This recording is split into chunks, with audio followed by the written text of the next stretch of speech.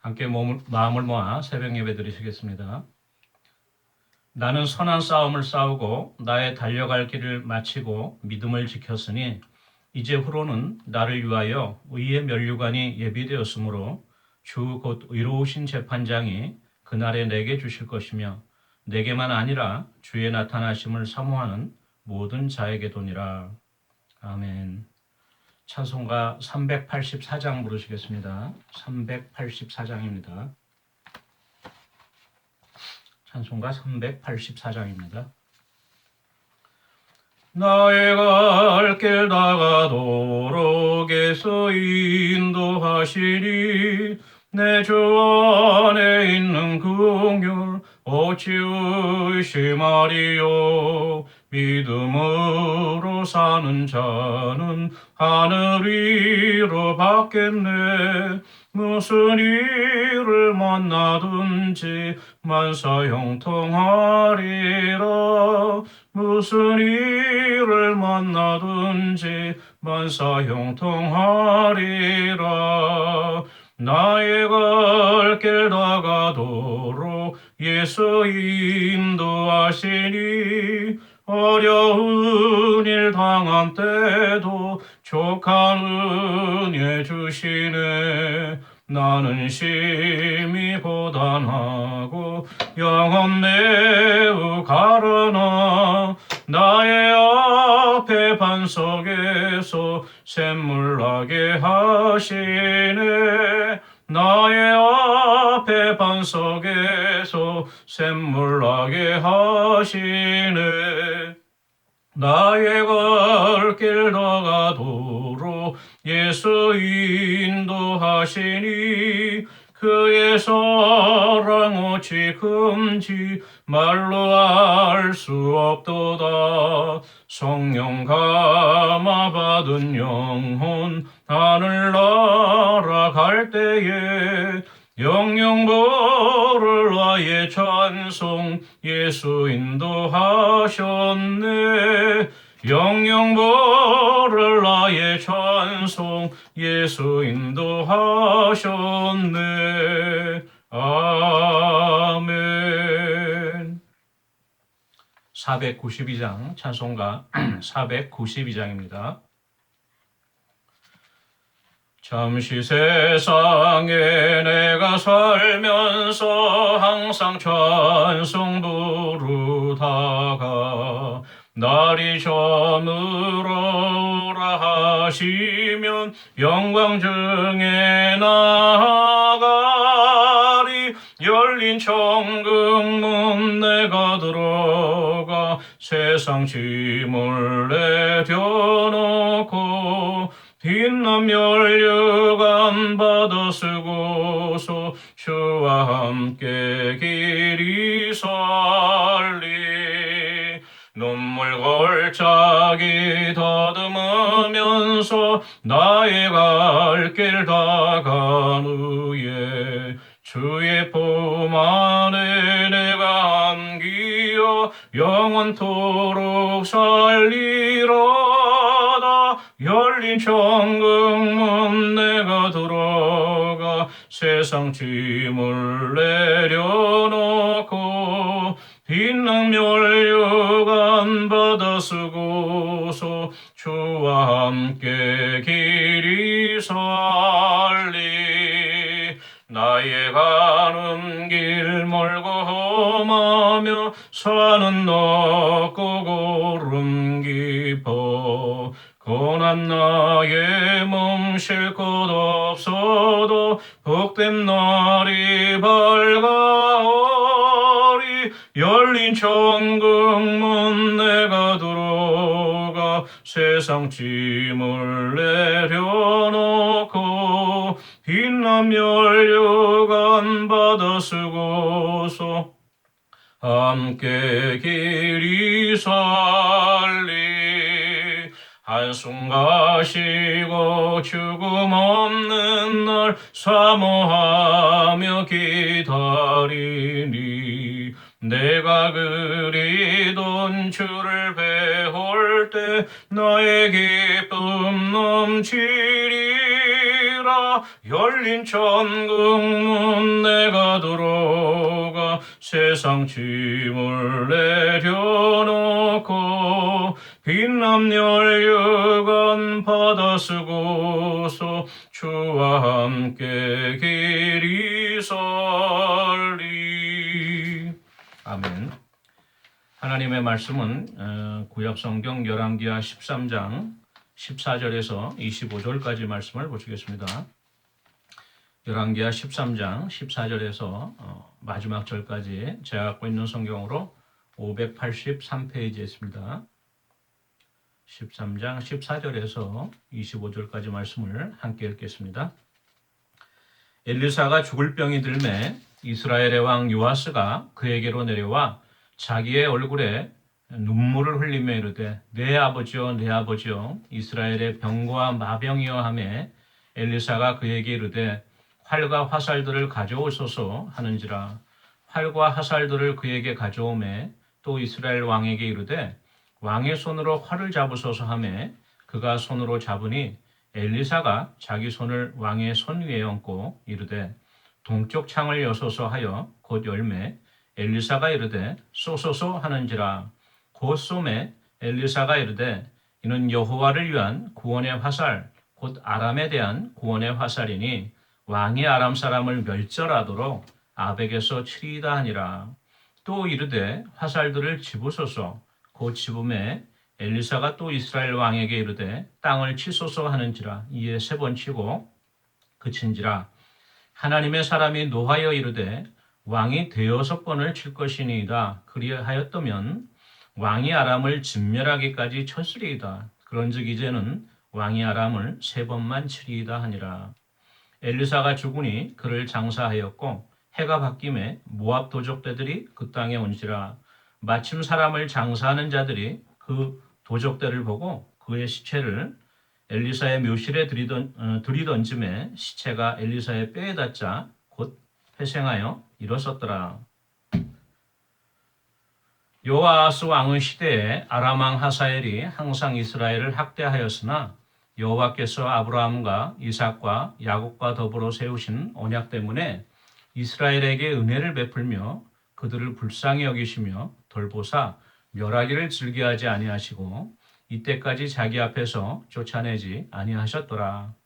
아람의 왕 하사엘이 죽고 그의 아들 베나닷이 대신하여 왕이 되매 여호 아하스의 아들 요아스가 하사엘의 아들 베나닷의 손에서 성읍을 다시 빼앗았으니 이 성읍들은 자기 부친 여호 아하스가 전쟁 중에 빼앗겼던 것이라. 요아스가 베나닷을 3번 쳐서 무찌르고 이스라엘 성읍들을 회복하였더라. 아멘. 예, 오늘은 열왕기하 후반부에 있는 후반절에 있는 말씀으로 잠시 은혜 나누도록 하겠습니다. 북이스라엘의 이제 예후의 손자 요아스가 이제 왕위에 있을 때예요. 그때 이제 엘리사가 아직 생존해 있을 때인데 이제 나이가 많아서 성경학자들의 그 계산에 따르면 한 80 정도에 들었어요. 예. 그 엘리사가 예후를 왕으로 기름 부어 세운 그 후에 엘리사의 행적에 대해서 기록하고 있지는 않지만 그 후에 시간이 한 3, 40년 그런 것으로 보고 있습니다. 이제 나이가 많아서 죽을 병이 들었다 그랬어요.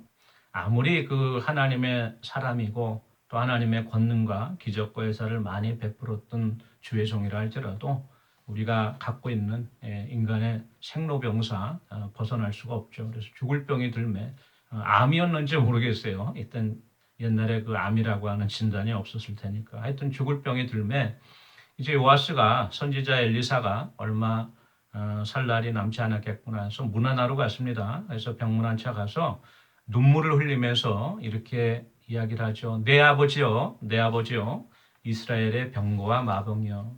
이건 흡사 엘리사 자신이 자기의 스승이었던 엘리야 선지가 병거 타고 하늘로 올라갈 때에 했던 말과 똑같죠. 내 아버지요, 이스라엘의 병거와 마병이요. 이렇게 엘리사를 전대합니다. 그때 엘리사가 지친 몸을 일으켜서 마지막으로 이제 하나님께서 주신 예언의 사명을 감당하게 되는데요. 왕에게 이제 활과 화살들을 가져오라고 부탁을 합니다. 그래서 이제 활과 화살을 갖고 왔더니 엘리사가 임금님 그 활을 잡으세요. 활을 잡았어요. 그랬더니 또 엘리사가 자기 손을 왕의 손 위에 포개고 힘을 얹어주는 거죠. 그리고 이제 또 동쪽에 있는 창을 열라고. 왜 그러냐면 동쪽에서 아람 군대가 시리아가 이스라엘을 침략하였기 때문에 동쪽 창을 열라고 한 거예요. 그래서 창을 여니까 화살을 쏘라고 합니다. 그래서 이제 요아스가 엘리사의 분부대로 화살을 쐈더니 17절 말씀에 이는 여호와를 위한 구원의 화살, 곧 아람에 대한 구원의 화살이니 왕이 아람 사람을 멸절하도록 아벡에서 치리다.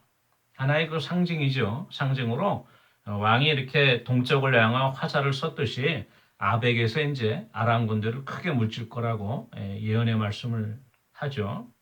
그 다음에 또 이렇게 요아스에게 부탁을 해요. 이제 화살을 집으세요. 남아있는 화살을 집으세요 했더니 화살을 집었어요. 그랬더니 엘리사가 그 화살로 땅을 치라고 이렇게 이야기를 합니다. 요아스가 이제 마지 못해서 3번 이제 땅을 치고 그쳤다고 오늘 성경에 기록되어 있죠. 아마도 그 요아스는 그랬던 것 같아요. 요아스가 이게 무슨 예언인지는 알죠. 동쪽 창을 열고 화살 쏘라는 아마 하나님께서 나에게 아람 군대를 이길 승리를 주실 거라고 알았어요. 그리고 나서 또 이제 엘리사가 땅을 치라고 하니까 아마 반신반의였을 거예요. 이것도 아마 내가 아람 사람을 무찌르라고 하는 것인가.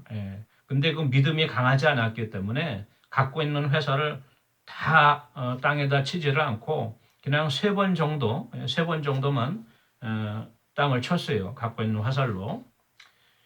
그랬더니 이제 엘리사가 만약에 임금님이 6번 땅을 쳤다고 하면 아람을 진멸하기까지 임금님이 쳤을 텐데 3번 땅을 쳤기 때문에 이제 아람과의 전쟁에서 3번만 이길 것입니다. 이렇게 예언을 하고 20절 말씀 보니까 엘리사가 죽었다고 이제 기록이 됐죠. 그래서 그를 장사하였다 이렇게 기록이 되어 있는데요.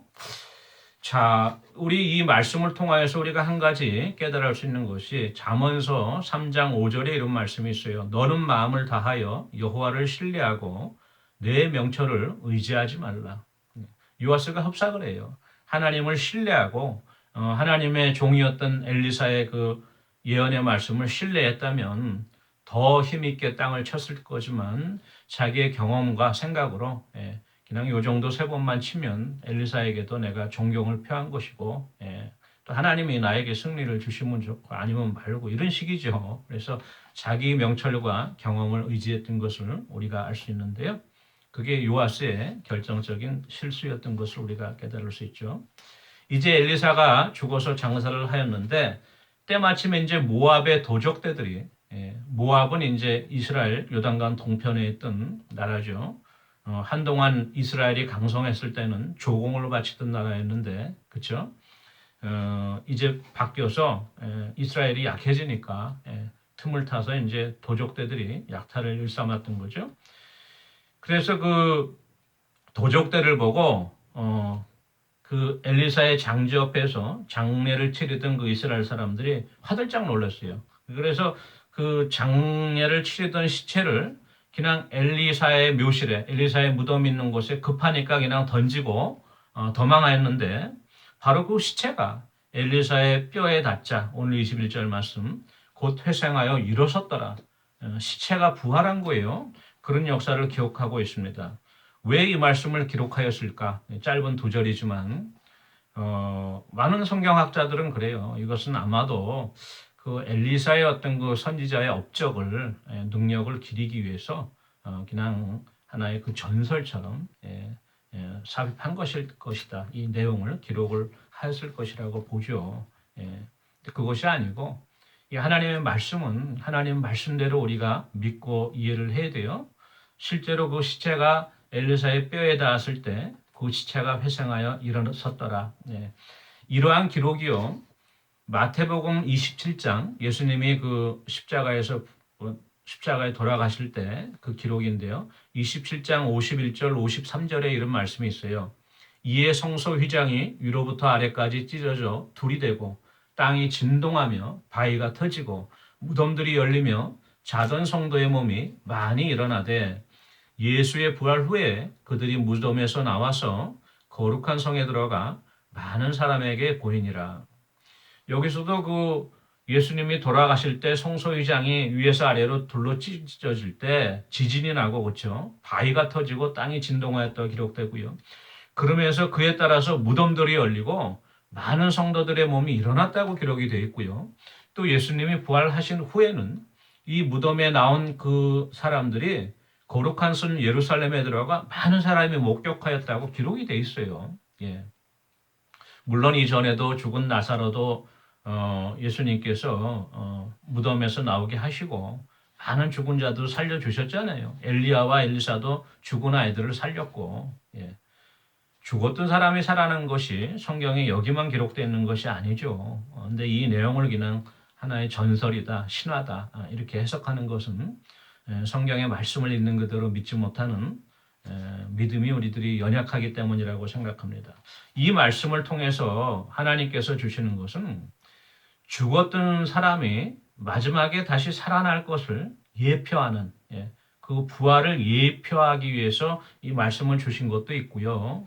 또 하나는 엘리야는 죽음을 보지 않고 하늘로 승천했잖아요. 불병과 불말을 타고 엘리사는 죽을 병이 들어서 죽었습니다. 그렇지만도 비록 죽은 몸이지만 하나님의 능력이 함께 하였을 때 그 죽은 엘리사의 뼈를 통하여서도 또 죽은 시체를 일으키는 하나님의 능력을 보여주는 하나님의 역사라고 우리가 이해해야 할 것입니다.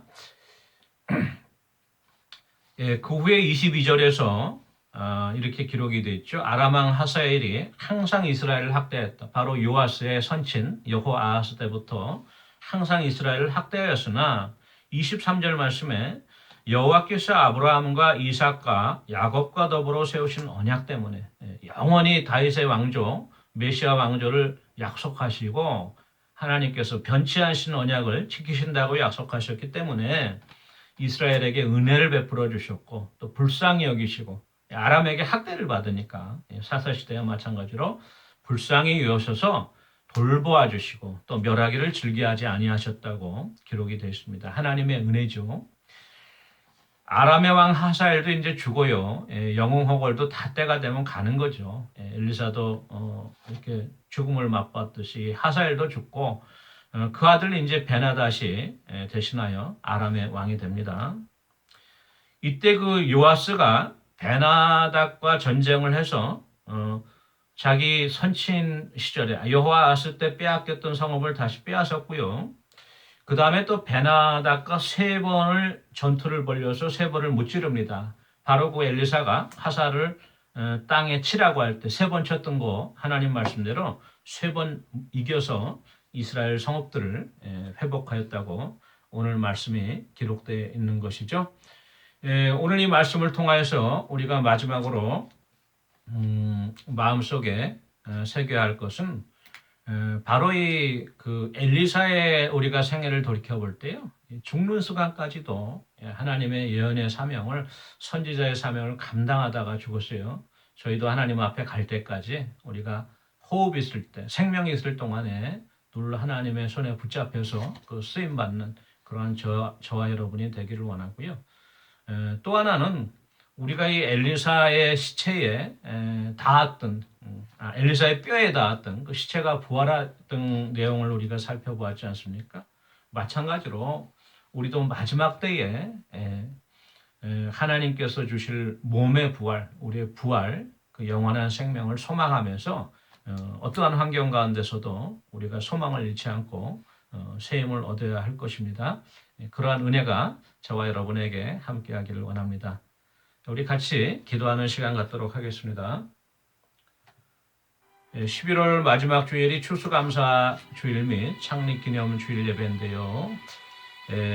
이 예배를 위해서 우리가 기도하기 원하고요. 우리 예배를 통해서 온 성도들이 그동안 몸이 연약했고 또 여러 가지 상황으로 출타하였고 또 여러 가지 또 마음에 낙심하여 교회에 나오지 못하신 성도들지라도 온 가족이 함께 감사함으로 참석하여서 하나님 한 해 동안 베풀어 주신 하나님께 큰 감사와 영광을 돌리는 기쁨의 예배를 드릴 수 있도록 기도해 주시고요.